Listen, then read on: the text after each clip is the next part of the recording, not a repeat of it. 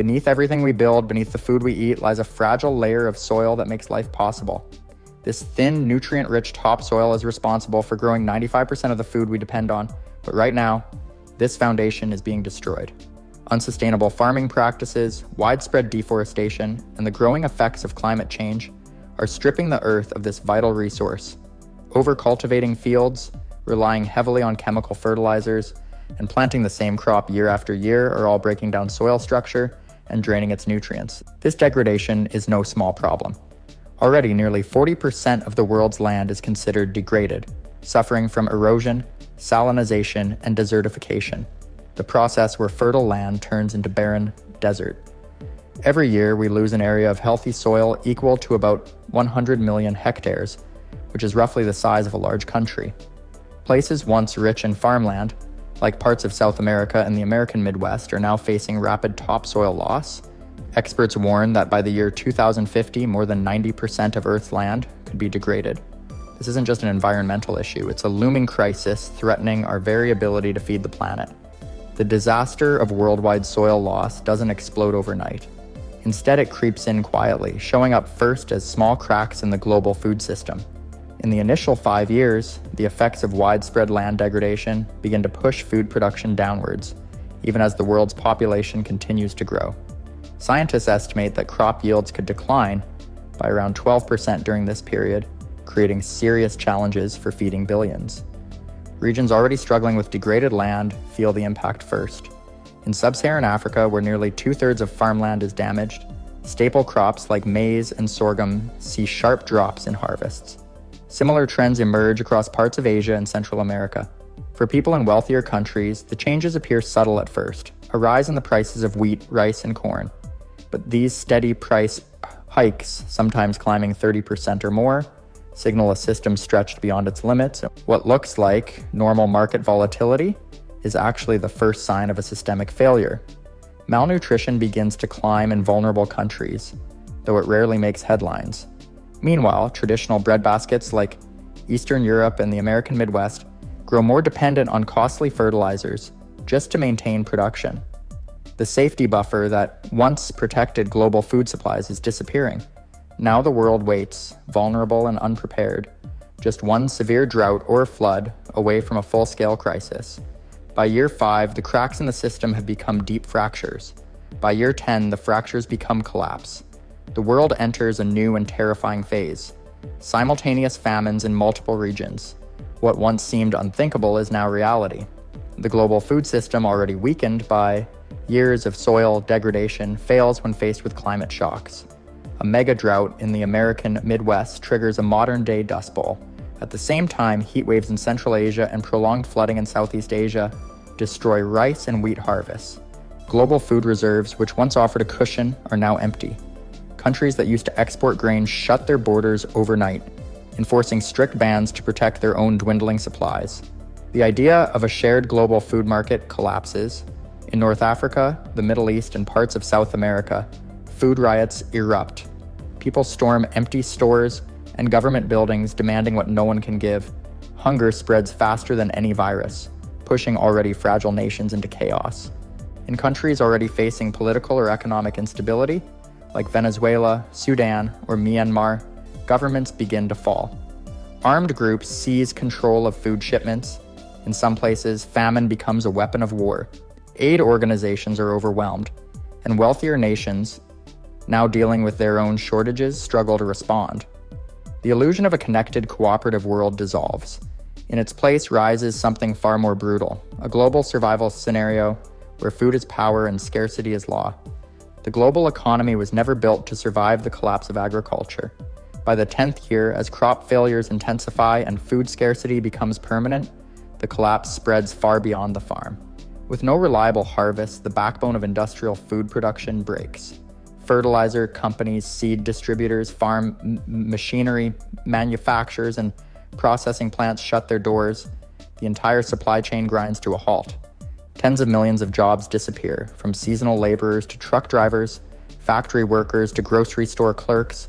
Unemployment explodes across both developed and developing countries.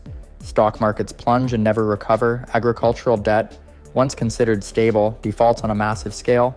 dragging financial institutions down with it. Economies spiral into depression. Currency inflation becomes uncontrollable. With food worth more than money, bartering replaces banking. In urban centers, shelves remain bare and crime surges. Entire industries collapse overnight, not just food-related sectors, but any that depend on raw materials tied to agriculture, like textiles, paper, and biofuels. Governments are forced to make impossible choices between feeding their people and maintaining critical infrastructure. Many fail at both. The failure of energy grids becomes common. Without the agricultural sector supporting the economy, fuel shortages increase, utilities falter, and blackouts stretch into weeks.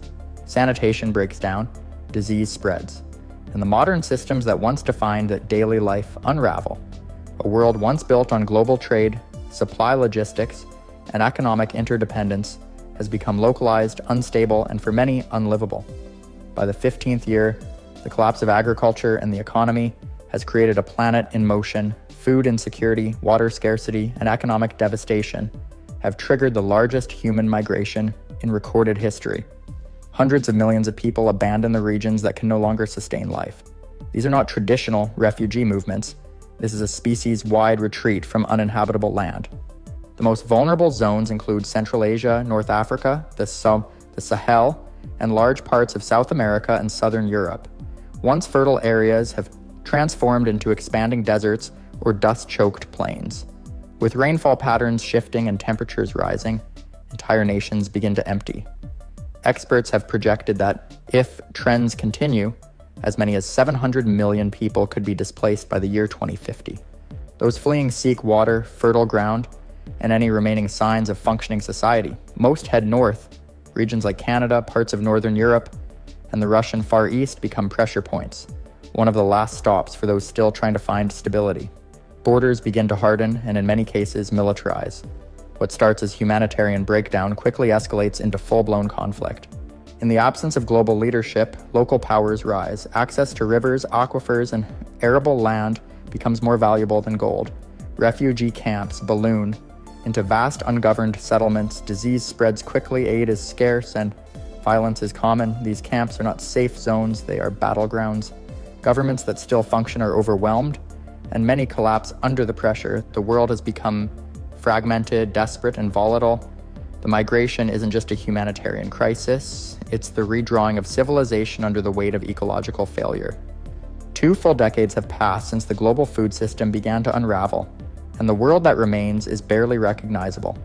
The human population has been sharply reduced by waves of famine, conflict, and disease. Most major cities lie hollow and broken, monuments to a time when food, order, and clean water were taken for granted. The systems that once supported 8 billion lives have failed entirely. Industrial agriculture is gone. The soil is exhausted, the pollinators are missing, and the equipment to farm at scale has rusted away or become useless without fuel and parts. Communities that survive have regressed into small, isolated settlements relying on primitive techniques to coax food from degraded land. Many of these places function more like fortified compounds than towns. Violence is common, especially in areas where a spring, a riverbank, or a patch of semi-fertile earth becomes a point of constant struggle. Biodiversity has collapsed. With ecosystems shattered, entire food chains are missing.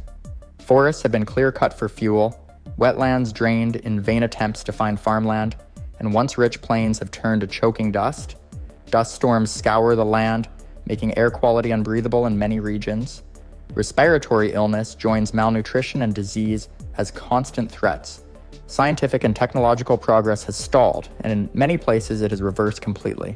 With no infrastructure to support research, education, or medicine, the knowledge that once propelled humanity forward is now scattered and forgotten. Small groups may preserve fragments, books, tools, solar panels, but most of the world lives in a shadow of what once was. This is not a future of flying cars or space colonies. It is a world shaped by our failure to protect the most basic resource we have, soil.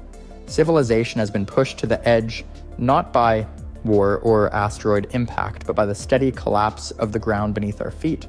The planet will go on, but whether humanity does is a question for the survivors. And yet, even here, on the brink, there remains a sliver of possibility. A reminder that the Earth can heal given time and care. If anything remains of us in the centuries to come, it will be because somewhere Someone chose to fight not just for survival, but for renewal. For decades, scientists have quietly monitored one of the most powerful and mysterious forces shaping our climate, the Atlantic Meridional Overturning Circulation, or AMOC. It is not something most people have ever heard of, but it plays a critical role in regulating temperatures, weather systems, and ocean life around the globe. Recently, new studies have sparked a wave of concern, with some researchers warning that we could be dangerously close to pushing this system past a breaking point. One high-profile study suggested that a complete collapse could occur at some point between the years 2025 and 2095. While the estimate spans decades, the central warning is clear: the risk is growing faster than expected. This video is a hypothetical look at what would happen if the AMOC actually shut down, what the science tells us, how it might unfold over time, and the kind of world that could emerge in its wake. It is important to understand that this is not a prediction. It is a model based on current data and climate projections. But if the collapse ever happens, it would reshape life on Earth in ways we are only beginning to understand. What follows is a possible timeline of that disaster, a step-by-step breakdown of a planetary scale tipping point that for now still lies just ahead. The AMOC does not crash overnight. It weakens slowly until a point is reached where it can no longer hold its structure. The earliest signs of failure are already being observed. Scientists have documented a steady decline in AMOC strength since at least the mid-20th century. In fact, recent data suggest it is now at its weakest point in over 1,000 years.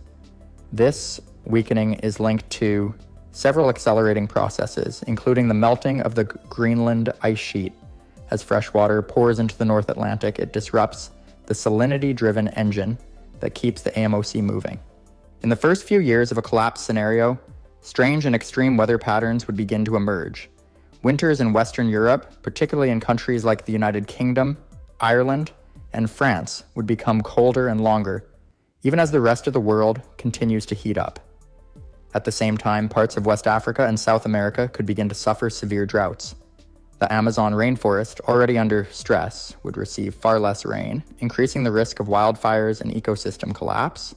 The monsoon systems that support farming in South Asia would weaken unpredictably, threatening the food supply for billions. Coastal areas in the southeastern United States would experience rapid sea level rise, up to 30 centimeters in just a few years, caused by the loss of water circulations pushing against the Atlantic coast. These early signals would seem disconnected at first, but together they would mark the irreversible unraveling of the AMOC. As the AMOC continues its breakdown, the weather patterns across the planet begin to shift in dramatic and chaotic ways. Once the current drops below a certain threshold, the climate system enters a state of sharp imbalance. North America and Europe are among the first to feel it. In eastern Canada and the northeastern United States, winters become brutally cold, with Arctic air diving further south and lingering for months. Summers, meanwhile, grow shorter and stormier, with abnormal rainfall patterns ruining crops and flooding cities. In Europe, the shift is even more jarring. The Gulf Stream, once responsible for keeping Western Europe relatively mild, no longer delivers warmth from the tropics. Places like Germany, the Netherlands, and the United Kingdom begin to resemble regions far closer to the Arctic Circle. Snow becomes more common, and average temperatures plummet by several degrees Celsius within a matter of years. Entire growing seasons vanish, and staple crops like wheat and barley suffer major reductions. Agricultural output in Europe declines sharply, triggering food shortages that hit vulnerable populations the hardest. But it's not just Europe and North America. In South America, the rainfall that once nourished the Amazon basin shifts dramatically. Vast sections of the rainforest begin to die off, releasing stored carbon into the atmosphere and accelerating global warming even further. In West Africa, the Sahel region, already arid, turns into a near-total desert, driving mass migration and regional instability. Across South Asia, the weakening of the Indian monsoon becomes a permanent fixture, disrupting agriculture for nations that rely heavily on it, such as India, Bangladesh, and Pakistan. Globally, the growing unpredictability of temperature, rain, and storm patterns creates a condition known as climate whiplash, where extreme weather swings back and forth in ways that society cannot adapt to fast enough. This is the stage where panic begins to replace denial. As climate chaos intensifies, the pressure on global food systems becomes unbearable. Once stable regions struggle with shortened growing seasons, soil erosion from increased rainfall, and sweltering heat waves that decimate crops before they reach harvest. In the United States, the Corn Belt becomes unreliable, with corn and soybean yields dropping year after year. In Southeast Asia, rice paddies flood or dry up with no warning. Farming becomes a gamble with increasingly long odds. The collapse of the Atlantic meridional overturning circulation doesn't just cool the northern hemisphere, it also drives intense sea level rise along eastern coastlines. When the AMOC weakens, it causes water to pile up along shores from Boston to Miami. Cities like New York, Charleston, and Norfolk face sea level increases that are up to 10 inches higher than the global average. These numbers might not seem large, but the effect is catastrophic. Storm surges that used to come once a century now happen every decade. Drainage systems fail, basements flood regularly, and coastal infrastructure begins to corrode and collapse under the pressure of repeated high tides and saltwater intrusion. In the tropics, the redistribution of heat triggers more supercharged hurricanes and typhoons. These storms grow slower, wetter, and more destructive, lingering longer over cities and unleashing catastrophic flooding. In places like the Caribbean, the Gulf of Mexico, and parts of the Western Pacific, entire communities are abandoned after being hit multiple times in a single decade. Insurance companies withdraw, governments run out of disaster relief funds, and rebuilding is no longer seen as feasible. At this point, international markets begin to buckle. Food imports grind to a halt in countries already reliant on them. Grain shortages lead to skyrocketing prices. Livestock industries collapse. The cost of dairy, meat, bread, and vegetables hits levels that make them inaccessible to large swaths of the population. And with more and more farmland compromised or lost entirely, there is no easy fix. What was once a climate crisis has evolved into a cascading global food emergency, triggered not by war or disease, but by the disappearance of a crucial ocean current that once held the planet in balance. In the aftermath of an Atlantic meridional overturning circulation shutdown, the world does not return to normal. Instead, it enters a new climate state, a permanent, unpredictable instability that affects every ecosystem, economy, and civilization on Earth. The familiar seasonal patterns that guided agriculture and migration for thousands of years break apart. Weather becomes erratic and extreme, with cold snaps in tropical regions and blistering heat waves in areas that once saw snow. It is not just the temperature that changes, but the very rhythm of the natural world. In Europe, the collapse of the AMOC transforms the landscape. Countries like the United Kingdom, Ireland, and parts of Scandinavia grow significantly colder and wetter. Harsh winters reduce the viability of crops and strain energy infrastructure. In North Africa and parts of the Middle East, the opposite occurs. Temperatures spike and fresh water disappears entirely, accelerating already dire drought conditions. Populations are forced to move inland or toward higher elevations, but the areas left are often already overcrowded or unsustainable. Globally, ecosystems unravel. Coral reefs, already suffering from ocean acidification and warming, vanish entirely in many regions. With their disappearance comes the collapse of fish stocks that billions of people rely on for protein. Arctic wildlife, such as polar bears and seals, lose critical sea ice habitat, while boreal forests in Canada and Russia ignite in larger and more frequent wildfires. Biodiversity plummets. Insect populations that are essential for pollination crash. The food chain itself begins to fracture. Politically, the world fractures along climate fault lines. Nations that still possess habitable zones guard them with increasing militarization.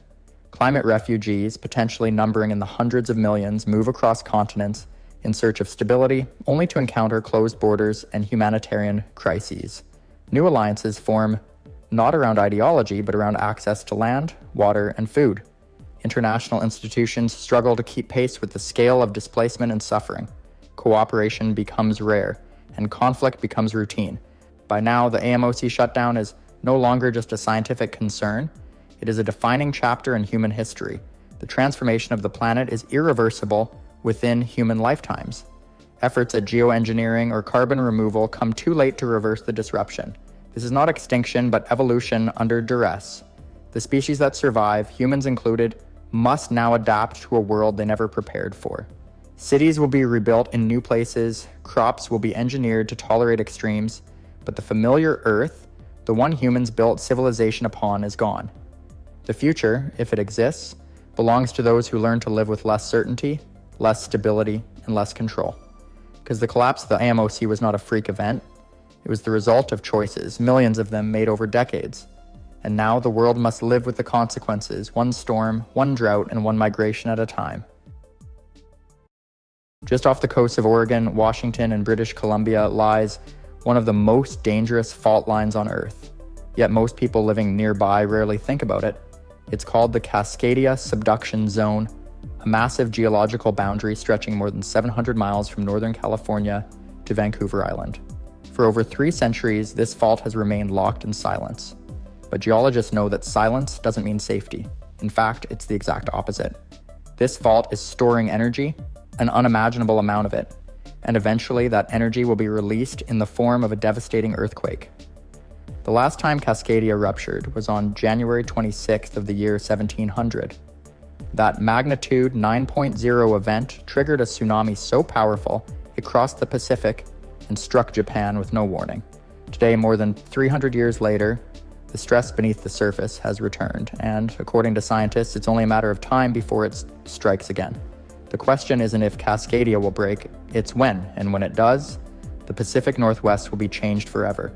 In the parts that follow, we'll explore what exactly that timeline of destruction could look like, from the first 5 minutes to the months and years that follow. It begins without any warning. Deep beneath the cold waters of the Pacific Ocean, the Juan de Fuca plate suddenly slips beneath the North American plate. This massive rupture sets off a chain reaction that will unfold in real time, starting with the violent shaking of the Earth itself. The seismic waves burst outward at more than 3 miles per second, racing toward the densely populated coastlines of Northern California, Oregon, Washington, and British Columbia. The moment the shaking begins, everything changes. Along the coast, where the seismic energy hits first, the ground moves with a brutal rolling force. This isn't the kind of quick jolt you might expect from a small quake. It's a relentless, rumbling motion that lasts anywhere from 5 to 7 full minutes. That may not sound long, but in an earthquake, even 30 seconds can feel like an eternity. Structures not designed to withstand long-duration shaking, like older brick buildings and wooden homes, will start to come apart. Bridges will bend and crack. Landslides will roar down unstable slopes, wiping out anything in their paths. The landscape itself begins to shift. In some coastal zones, the ground may drop suddenly by as much as 6.5 feet. This is called subsidence, and it instantly increases the risk of flooding in areas that were already vulnerable. In inland cities like Portland, Seattle, and Vancouver, the tremors will still be severe, though not as violent as at the coast. Tall buildings will sway dangerously, glass will shatter and fall from above. Electrical grids will short out, plunging entire regions into darkness. Cell towers and communications systems will fail almost immediately, cutting people off from help. In less than 5 minutes, the entire Pacific Northwest will be in chaos. Roads will be impassable, power and water will be gone. For millions of people, daily life will cease in an instant, and the real disaster will only just be beginning.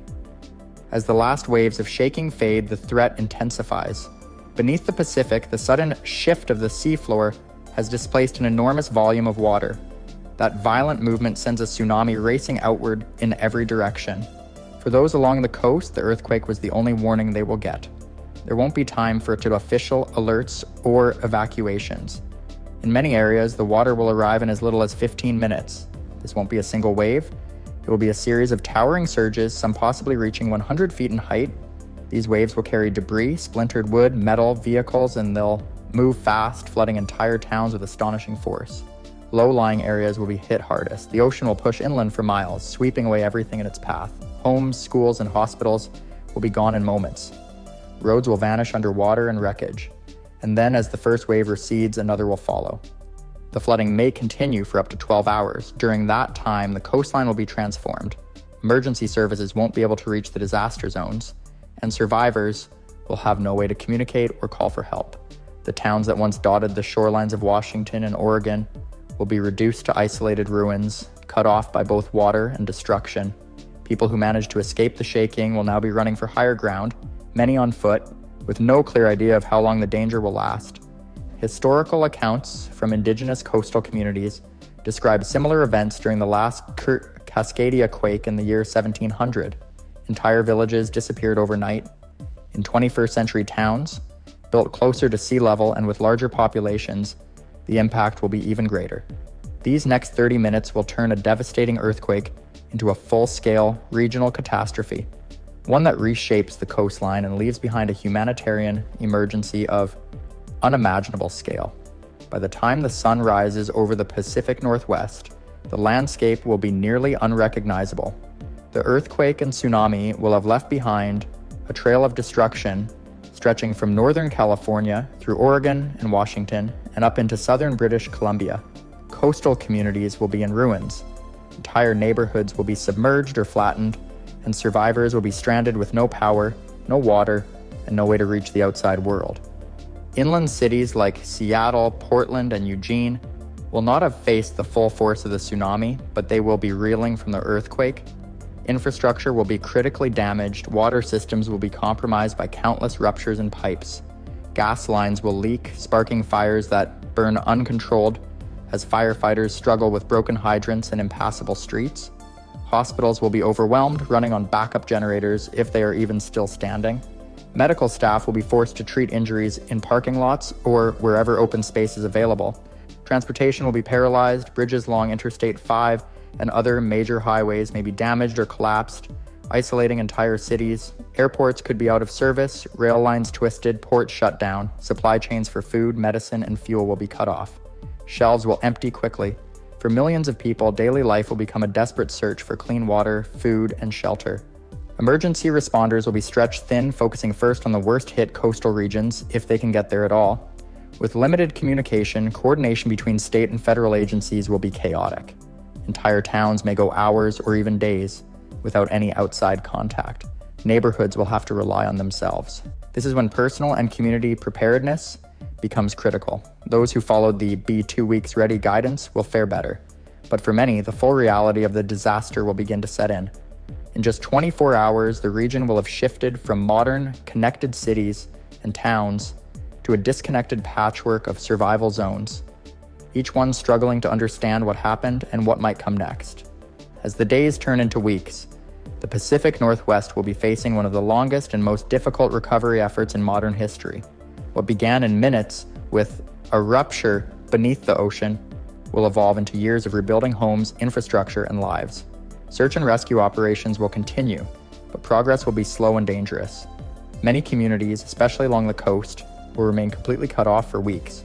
Supplies may need to be airlifted into isolated areas, and some survivors might not be reached for 10 days or more. Basic services like clean water, electricity, sanitation, and medical care will take months to restore in urban centers and much longer in rural or coastal areas. Engineers estimate that full utility restoration to all impacted regions could take up to 3 years. Roads and bridges will have to be rebuilt from the ground up. In some places, subsided land will no longer be livable, and entire neighborhoods may need to be relocated. The coastline itself will have permanently shifted, both physically and in the way it can be used. The economic consequences will be staggering. Businesses will be destroyed or closed indefinitely. Shipping through major ports like Seattle and Portland could halt entirely for weeks, damaging national and international supply chains. Agriculture, a key industry in the region, will suffer from both infrastructure damage and logistical breakdowns. Insurance claims will be massive, but not everyone will be covered. Federal aid will pour in, but even that may not be enough to rebuild what was lost. Psychologically, the toll will be just as heavy. Families will be separated, entire towns will mourn lost neighbors, schools may be closed for extended periods. For those who survive, the trauma of the event, especially for children, will linger.